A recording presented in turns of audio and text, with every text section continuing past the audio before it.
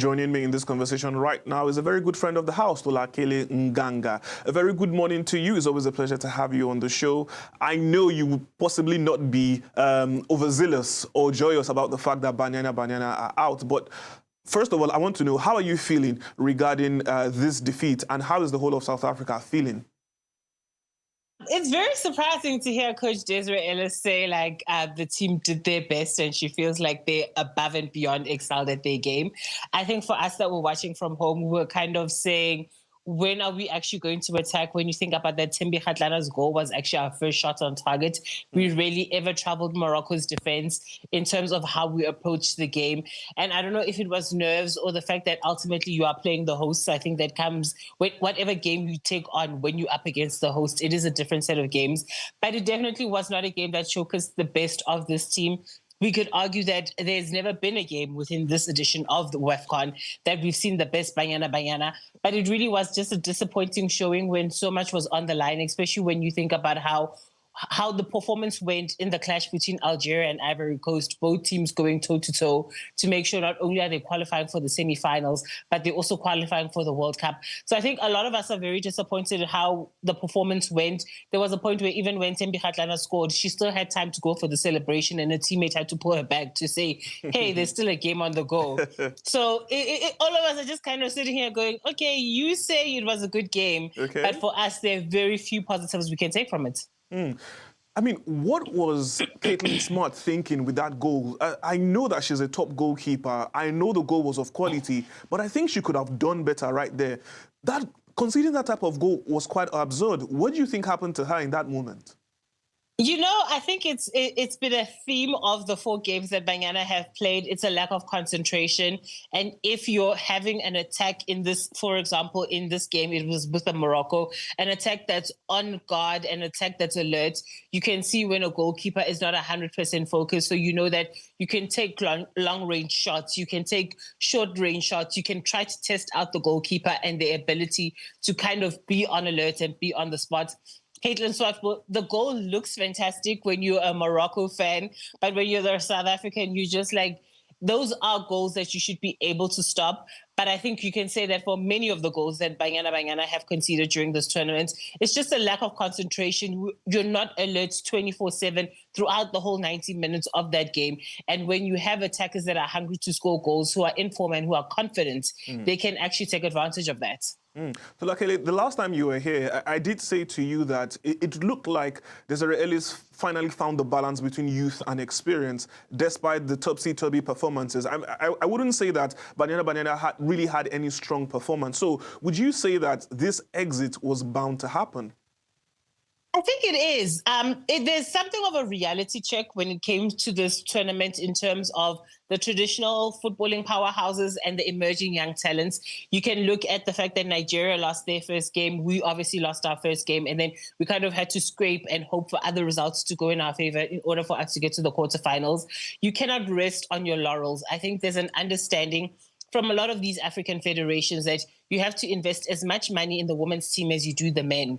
And the ones that have been very clear in terms of the identity, in terms of going for the best of the best in coaches, in terms of scouring the continent to see how many of their players have lineage to their country. They've done a lot of investment in that, and it's showing.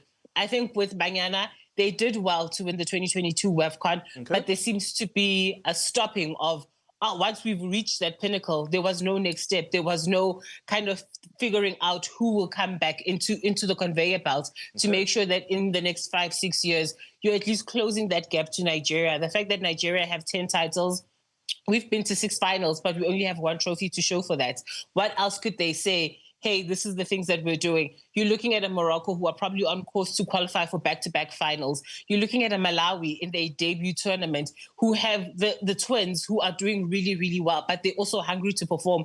Zambia, yes, they continue to fall short, but there's always an expectation that Zambia will do well at a tournament. With us, we're still relying on the experienced players, hoping that they'll carry us through.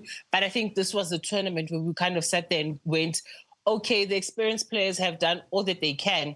Who's coming through at the moment? And when we really look at it, especially the players that went to Morocco for this tournament, none of them are really raising their hand to say, I'm the next player through, I'm the next one that's going to lead this generation. All right, then. Tholakele, still focused on the game. From a tactical point of view, aside the goal that was conceded in an absurd fashion, what do you think went wrong tactically? What do you think that Coach Desiree Ellis probably missed out on, or maybe something that she should have implemented that would have made Banyana Banyana maybe more competitive or possibly win the game against Morocco? I think it's a little bit difficult because at the end of the day, within the 3 games, she did test out the strength and depth that she has to this team. You could say maybe throw in more youngsters, but they didn't have the luxury of having an easy game, if you can call it that, because normally a team, once you've won that first 2, you can kind of experiment in the third group stage game, because it's kind of a dead rubber, and you can allow your youngsters to experiment to kind of see what it's like to play on such a platform. She was really limited in what she could do. She picked her best 11, and ultimately her star player did show up in Thembi Kgatlana, because she's been the one that's carried the team for most of this tournament. The concern will be where were the rest of the other players, whether it is in the goalkeeping department. I think for Coach Des, she has settled on Kaylin Swart being her number 1. Contrary to what a lot of fans may say, maybe Andile Dlamini, even though she made the mistake in the first game, you should have stuck it out with her. For Coach Des, she settled that debate in her head. Okay. You've got other players that haven't really stepped up to the mark. Hilda Magaya, when we won WAFCON, she was scoring goals. Thholakele was also a provider of goals. Refilwe Jane can only do so much in terms of how she controls midfield. So there are the players who were tried and trusted previously, but this time around kind of shown that the years have caught up with them. And then when you do take the risk and you bring in new fresh faces like the Isabella Ludwig, they're not really giving you full 90-minute performances. They can perform for a section of one half, but then in the second half, they kind of seem to tire out. So I think that's also where a closing of the gap is necessary, whether it be a lot of these players moving to European and American leagues, or possibly suffer investing in a professional league, because you do have a Nigeria where a lot of the players are playing in good leagues. We're seeing the benefit of it, where they're getting to the semifinals, they're qualifying for the World Cups.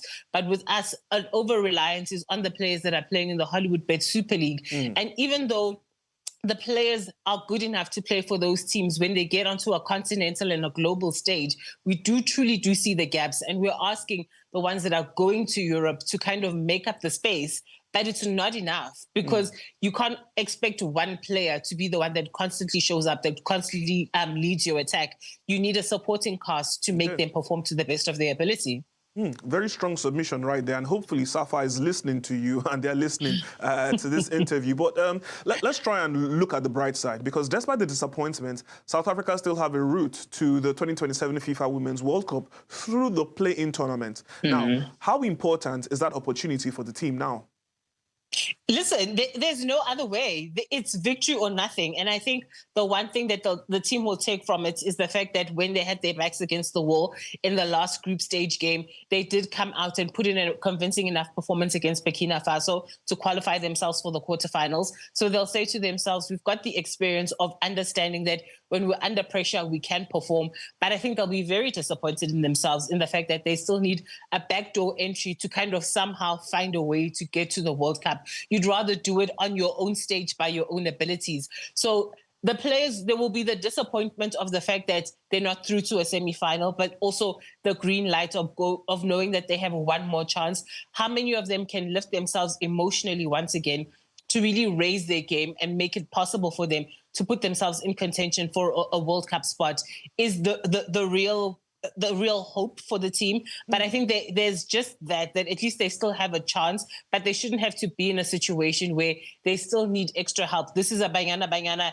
In terms of their legacy on the continent, in terms of the brand they name, they should be qualifying for a World Cup. They should be reaching the semifinals of this competition. In the same way, it's a standard for Nigeria to be at least in the last 4. It should be a standard for Zambia to be in the knockout stages. There are some national teams, when you look at their quality, they should be there.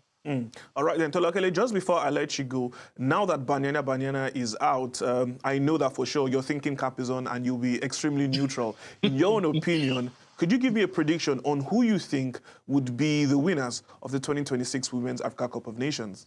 You just want me to say your nation. I know you. You know what? It's very obvious, obviously, because Nigeria, they've got the history, they've got the talent. They're always a joy to watch. So they'll definitely be number one. But I think Morocco, they've been the investment and to watch how they've done this year. The first time they conceded was yesterday's goal against Thembi Kgatlana. They've also had a wonderful story. But dare I say, my dark horses, I know it's going to be very difficult for them. But Malawi have really stolen my heart during this competition. Of course. To just watch players play with freedom, just enjoy being on the big stage. And I think for the Chihuahua sisters, just to be able to say, hey, I scored a goal, and then your sister scores a goal, and we get to celebrate together. Of course. It's the stuff dreams are made of. So the hopeful and the romantic in me is hoping it's Malawi. The realist in me is saying it's Nigeria. Well, you heard it right there from our fantastic South African friend, Tholakele Mnganga. She says, realistically, she sees the Super Falcons winning the WAFCON. But nevertheless, just like you said, the dark horse is Malawi. They did give the Super Falcons that shock defeat in their opening fixture. So anything is possible. Tholakele, it's always a pleasure having a conversation with you on the show. We hope to have you sooner than later. Please do enjoy the rest of your weekend. Thank you so much, you too. All right then.